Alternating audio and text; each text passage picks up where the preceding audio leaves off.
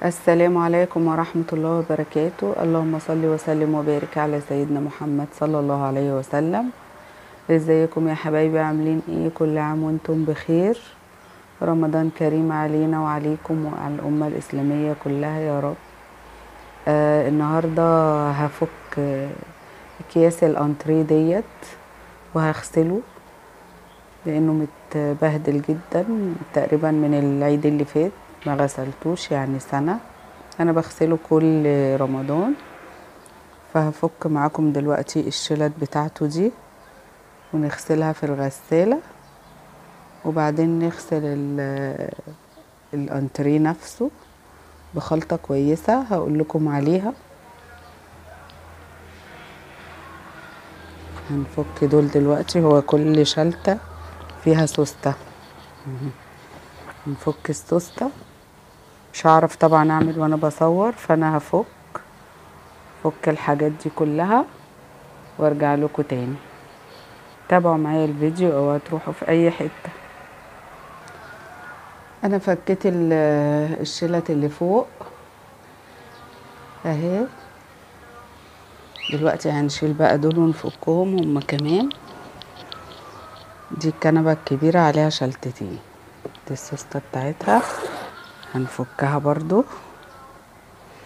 هنفك الاتنين، ودول اللي احنا فكيناهم اهم. ودي الاكياس اهي. كده خلاص فكينا الشلت الكبيرة كمان. دي الكنبة بتاعت الانتريه بعد ما فكينا كل الحاجات.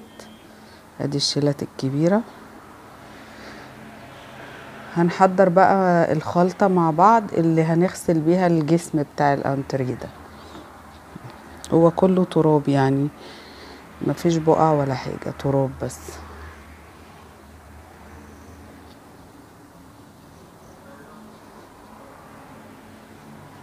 يلا بينا نحضر الخلطة. ورجعت لكم تاني يا حبايبي. دلوقتي هحضر معاكم الخلطة. عندنا دول 3 معالق كربوناتو او كربونات الصوديوم، ودي كوباية خل، ومعايا هنا كونفورت بتاع الغسيل عشان منعم للأقمشة، ومعايا هنا اريال جيل. لو عندك برسيل جيل عادي ما فيش مشكلة، اي مسحوق عندك يكون جيل تستعمليه. هناخد من الكونفرت كوباية،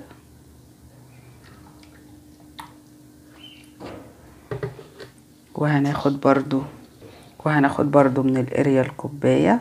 بسم الله.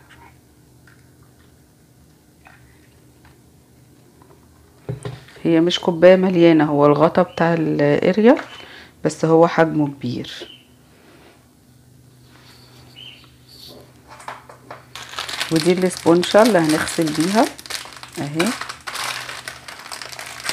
جبتها عشان اغسل بيها، جديدة لسه.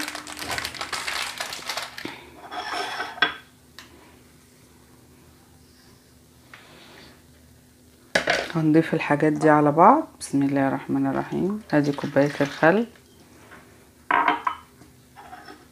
ودي الكربوناتو طبعا بيتفاعل جدا، شايفين عادي. ده الكونفورت،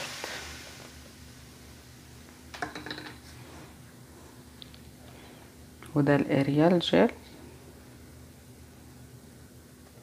طبعا مش هنضيف مية خالص، هندوب الخليط بتاعنا ده كويس قوي.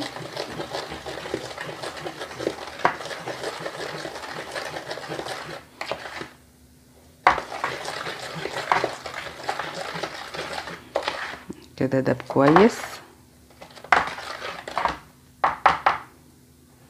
تعالوا بقى بينا نروح نشوف هنعمل ايه في جسم الانتريه. بصوا يا حبايبي، طبعا هنا انا عندي الشباك ورا الكنبة على طول، فبيبقى فيه تراب كتير على الكنبة. انا دلوقتي نفضت الكنبة كويس من التراب، ودلوقتي جبت مية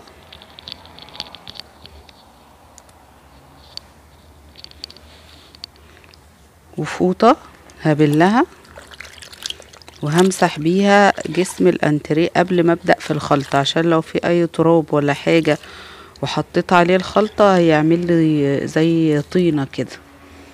فاحنا هنمسح كده بالفوطة المبلولة دي الاول، لو في تراب ولا حاجة هيطلع. هو نضيف، مفيش بقع، هو كله تراب بس. هنا ادخل ايدي كويس قوي في الاجزاء دي. انا نضفته اصلا بالمكنسة.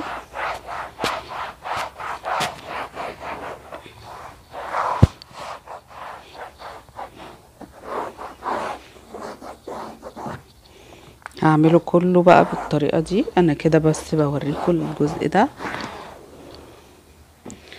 بعد كده بقى هنجيب الخلطة اللي احنا عملناها اهي، وادي الاسبونشة فكيناها.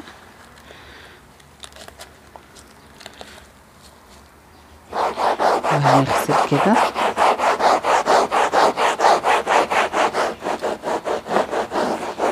اوعي تستعملي فرشة سجاد خالص، استعملي ممكن الاسبونشة دي، ممكن ليفة الحموم تخصصيها كده لغسيل الانتريه.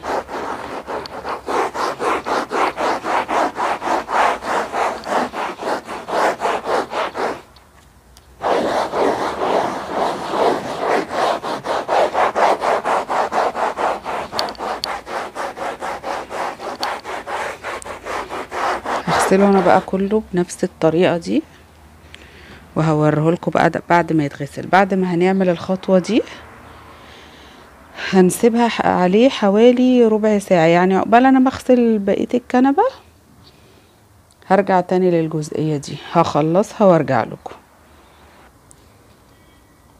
وكده يا حبايبي غسلت الكنبة كلها. هفتح بقى الشباك عشان ينشفها، الشمس طالعة كويسة. عندنا بقى الفوطة دي، فوطة نضيفة خالص اهي، هنشف بيها، هبلها وعصرها جامد وهنشف بيها. بس مش قادرة اقول لكم الريحة جميلة وانا بغسل. فانت تحطي برضو في الخلطة بتاعتك اي حاجة تديكي ريحة حلوة للانتريه.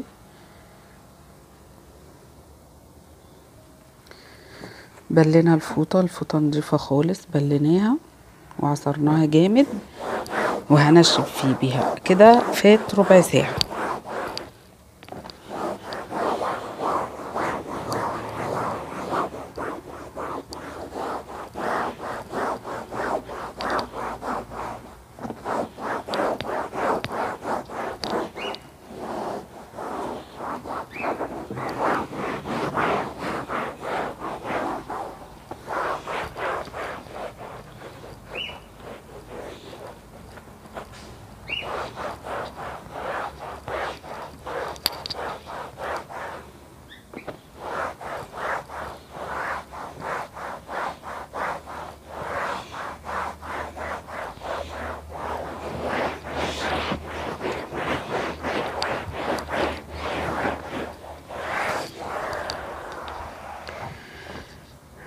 كده خلاص خلص الفيديو بتاعنا. هكمل انا بقى بقية الانتريه كله. شايفين الشلل؟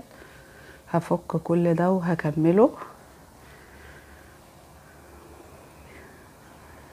نتقابل بقى في فيديو جديد من تنظيفات العيد. السلام عليكم ورحمة الله وبركاته. لو عجبك الفيديو اعملي لي لايك واشتركي في القناة، نوريني وجزاكم الله خير، والسلام عليكم.